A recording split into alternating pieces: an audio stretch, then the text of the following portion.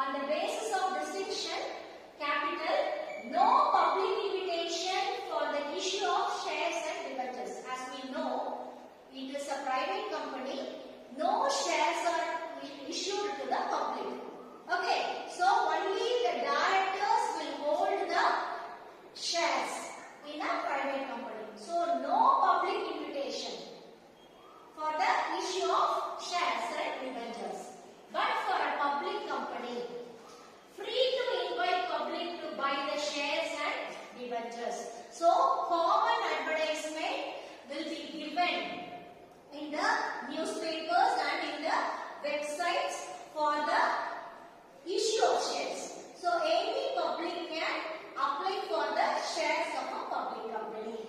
Next is prospectus. So while issuing the shares, it is must, the application should be enclosed with the prospectus. Prospectus is nothing but an invitation.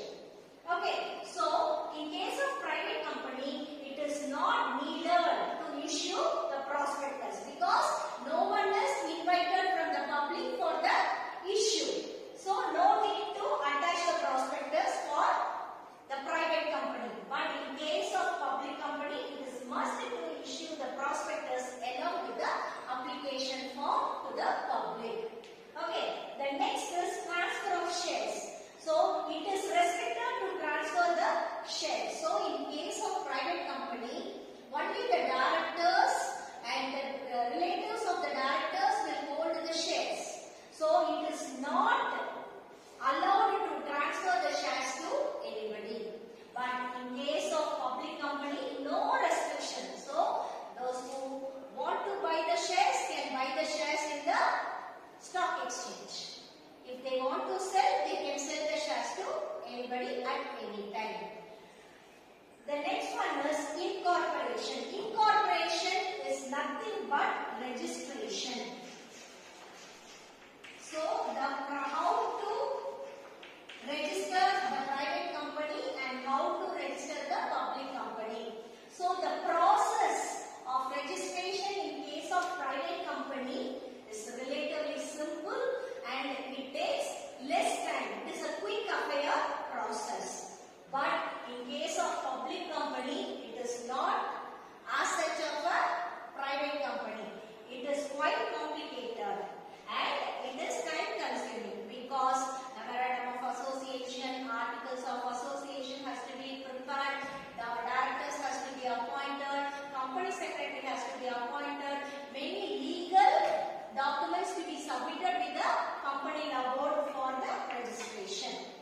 Next is commencement of business. Commencement of business means starting of business operations by the company. So in case of private company, after getting the incorporation certificate or registration certificate, the private company can start its business process. It can start its business. But the public company are not supposed to start the business after getting the certificate of incorporation.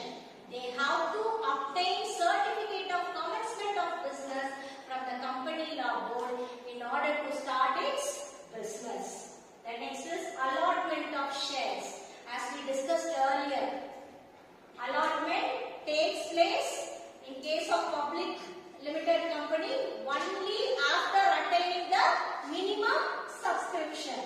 If minimum subscription is attained, then the shares can be allotted in public limited companies. But in case of private limited companies, no restrictions. After obtaining the certificate of incorporation, the private company can allot the shares. Next is statutory meeting. Statutory meeting means it is the first meeting conducted by the company after its incorporation. It is called as statutory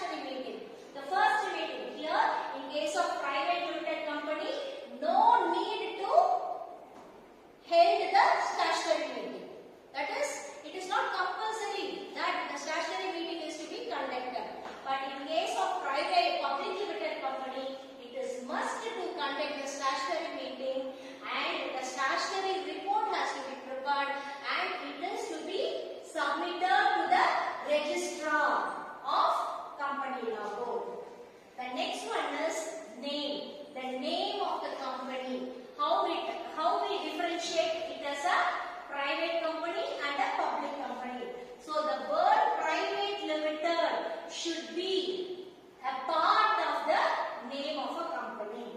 For example, X Private Limited, Y Private Limited. Like that, Private Limited